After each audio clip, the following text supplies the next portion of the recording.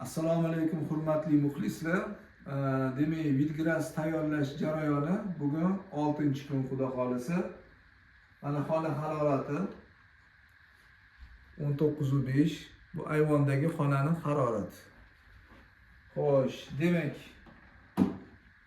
endi bu qopqoq bizga xudo xolisa kerak bo'lmaydi. Mana ko'rib olinglar. Qanchalik o'sganini. Ko'ryapti mana, ancha latokni bortidan tepaga chiqib qolgan. Mana bu yashil bo'lib qolgan qismiga hayron qolmanglar. Bu mana latok yopilganda cheti sal tirqishi ochilib qolganiga,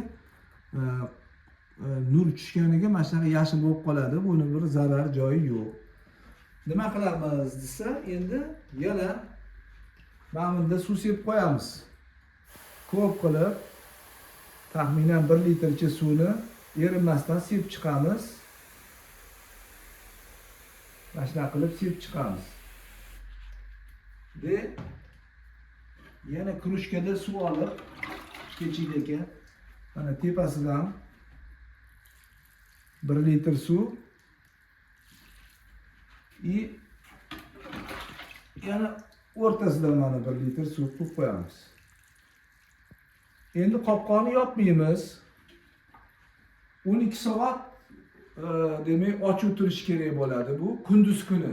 Kechasiga chiroq o'chib turadi. Chiroq kerak emas kechasiga. Hozir endi kechki payt bo'lib qoldi. Hozir o'chirib qo'yamiz chiroqni. Ertaga ertalab, misol soat 7 dan yoqib qo'yamiz.